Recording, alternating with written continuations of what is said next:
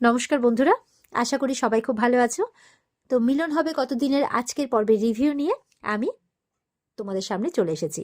তো বাংলা সিরিয়াল সমাচারে তোমাদের সবাইকে অনেক অনেক স্বাগত জানিয়ে আজকের পর্বের রিভিউ শুরু করছি। শুরুতেই সেই ছেলেটি, যেই ছেলেটি ড্রাগস মানে ইঞ্জেকশন দ্বারা পুট করেছিল আর কি ওই গোরা সেনের বডিতে, তাকে খুব বেধড়ক মারধর করতে করতে সে যখন সত্যি কথাটা বলতে যাবে মৈনাকে সে টপকে পড়ে আর তাকে মারধর করার অভিনয় করতে থাকে। আর এই ফাঁকে তাকে শিখিয়েও দেয় যে কি করতে হবে আর কি বলতে হবে। তো এবার এলা আর তার বোন নিশা ওরা ভাবছে যে খুব মারছে, বলছে মৈনাক স্যার মারবেন না মারবেন না, আমাদেরকে ওকে নিয়ে যেতে হবে, ওর মুখ দিয়ে সত্যি কথাটা বলাতে হবে। এই বলে জোর জবরদস্তি ছেলেটাকে তখন গোরাসেনের ওখানে নিয়ে যায়। ততক্ষণে গোরাসেনের ওখানে মিডিয়া দুনিয়ার কেচ্ছে কেলেঙ্কারি রটিয়েই ফেলেছে ইয়ের নামে। তো এবার তো বলছে গোরা সেনকে গিয়ে, এলা আপনি চিন্তা করবেন না, আপনি কিচ্ছু করেননি, আমি প্রমাণ নিয়ে এসেছি। তখন ছেলেটাকে নিয়ে আনা হয়, বলছে এই যে এই ছেলেটি আপনার গাড়িতে ড্রাগসের ব্যাগটা রেখেছিল আর আপনার গায়ে ইনজেক্ট করেছিল। তো বলছে গোরা তখন রেগে গেছে ছেলেটার উপর, কে তুই বল, কে করতে বলেছে তোকে এরকম কাজ, বল বল কে করতে বলেছে বল। তখন ছেলেটা কিন্তু মৈনাক স্যারের দিকে তাকাচ্ছে। এলাবো সবটাই ফলো করছে কিন্তু বুঝতে পারছে না অত ব্যাপারটা। বলছে বল কে করেছে বল, নাহলে তোকে কিন্তু শেষ করে দেবো। তখন এলা বলছে কি করছেন আপনি, মিডিয়া পুলিশের সামনে এসব কথা বলবেন না, না হলে আপনার কেসটা আরো জটিল হয়ে যাবে। পরে এলাও জেরা করছে, বলো তোমাকে কে টাকা দিয়েছে এই কাজটা করার জন্য বলো। আর মৈনাক ভাবছে এখন যদি আমার নামটা নিয়ে নেয় তাহলে তো আমি আর বাঁচতে পারবো না, আমি কোনো এক্সকিউজও দিতে পারবো না। মৈনাক তখন মিডিয়াকে ইশারা করছে, ওই তো ডেকে এনেছে। এবার মিডিয়া বলছে যে এটা সত্যি ষড়যন্ত্র নাকি টাকা দিয়ে কোনো মানে কারসাজিকে মেটানো ধান্দা করছেন, এইভাবে বলছে মিডিয়া। বলছে বড়লোকদের কাছে তো এইসব আবার জল ভাত, মিডিয়া বলছে। তো এলা বলছে হ্যাঁ ঠিকই বলেছেন, বড়লোকদের কাছে গরিবদেরকে শোষণ করাটা জলভাত হতেই পারে, কিন্তু বড়লোকদের একটু তিল থেকে তাল খসলে আপনারা যে নিউজ মানে করতে শুরু করেন আপনাদের ফায়দার জন্য, সেটাও ভুলে গেলে চলবে না। সে কার কে পালিয়ে গেল, কে ড্রাগস নিল, কার কি হলো, সব কিছু নিয়ে খবর বানানো আপনাদের চাই। মিডিয়া তখন কিন্তু চুপ করে গেছে। কে দেয় বলুন তো আপনাদেরকে খবরগুলো, কে দেয়? তখন আবারও মিডিয়াকে ইশারা করছে মৈনাক, ভয়ে ভয়ে ওর নামটা যদি বেরিয়ে যায় আবার। তখন মিডিয়া বলছে হ্যাঁ আপনি তো ওর ফিয়ান্সে গোরা সেনের, তো আপনি তো বলবেনই, এত কষ্ট করে বড়লোক মানে বাড়ি জুটিয়েছেন, হাতছাড়া হয়ে গেলে এরকম ভাবে বলছে। তখন গোরার বাবার এগিয়ে বলছে নিজেদের সীমাতে থেকে কথা বলুন, আপনি কার ব্যাপারে কথা বলছেন জানেন? এলা বোস আমাদের হবু বৌমা, গোরা সেনের হবু বউ, সুতরাং একটু নিজের জায়গায় থেকে কথাটা বলুন, এইভাবে বলছে। ওই ছেলেটা তখন স্বীকার করে যে আমি রেখেছিলাম ড্রাগসের ব্যাগটা আর ওনাকে ইনজেক্টও আমিই করেছিলাম। তখন এলা বলছে সিরিঞ্জটা আমার কাছে আছে, পুলিশকে দেয় আর বলছে এতে আপনি গোরা সেনের ফিঙ্গারপ্রিন্ট পাবেন না, পাবেন এই পলাশের। তখন পলাশকে জিজ্ঞাসা করা হয় বল কার হয়ে করেছিস কাজটা, কার হয়ে করেছিস। গোরা কিন্তু জিজ্ঞাসা করতেই পারছে না, মানে ও একদম দাঁড়াতেও পারছে না ঠিক করে।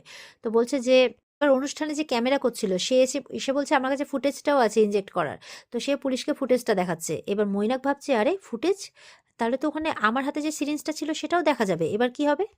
এবার ছেলেটাকে গোরা সেন আবারও জিজ্ঞাসা করছে বল কে বলেছিল করতে এরকম বল। তখন বলছে বিকাশ ব্যানার্জি, আপনাদের রাইভাল, সে আমাকে দিয়ে এই কাজগুলো করিয়েছে।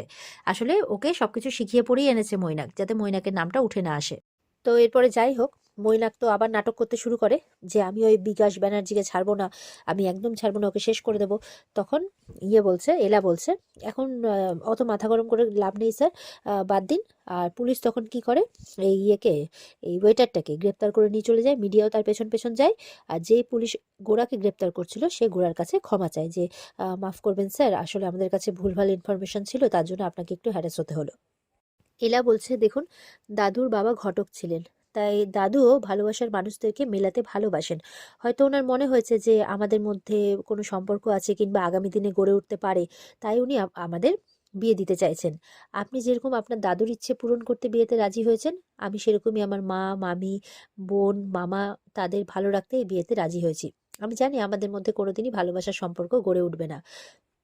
দাদু আমার মামার জন্য যা করেছেন, মামার অসুস্থতার চিকিৎসার সমস্ত দায়িত্ব নিয়েছেন, আমি দাদুর কাছে চিরঋণী। দেখা যাচ্ছে এরা গল্প করছে আর ওদিক থেকে ময়না কিন্তু সব শুনছে দেখছে। তো এলা বলছে যে বাড়ির সবাইকে ভালো রাখার জন্য, সবার খুশির জন্য, সবার মন রাখতে আমরা একটা কম্প্রোমাইজের চেষ্টা কি করতে পারি না স্যার? তখন গোরা এলার দিকে দেখছে। এলা বলছে যে আমি জানি যে আমাদের মধ্যে কোনোদিনই সম্পর্ক গড়ে উঠবে না, তবুও কি একটা চেষ্টা করতে পারি না আমরা বিয়েটা করার, তাই বলছে। আর ওদিকে মৈনাক মৈনাক বলছে যতই তোমরা একসাথে কাজ করার চেষ্টা করো না কেন, আমি সেটা কোনোদিনই হতে দেব না। যখনই তোমাদের মধ্যে বন্ধুত্বপূর্ণ সম্পর্কও গড়ে উঠবে আমি মাঝখানে একটা বড় প্রাচীর তুলে দেব, তাই বলছে। পরের দিন দেখা যাচ্ছে টিয়াকে উকিল বলছে যে এখনের মতো আপনি বেল পেলেন ঠিকই, কিন্তু আপনার বাঁচাটা কিন্তু সহজ হবে না, আপনাকে অ্যারেস্ট হতেই হবে। তাহলে আপনাকে এতগুলো টাকা দিয়ে কেন রাখছি? বলে আরে যা কাণ্ড আপনি বাঁধিয়েছেন না, ছুটাটা খুব কঠিন ব্যাপার, বুঝলেন, এই বলে চলে যায়। তখন ওদিক থেকে বধি দৌড়ে দৌড়ে আসছে, টিয়া তুমি ঠিক আছো? আমি জানতাম তুমি ঠিক থাকবে। টিয়া তখন কষে একটা চড় মারে যে আমি জীবনে ভুল করেছি তোমার মতো একটা ছেলেকে বিয়ে করে।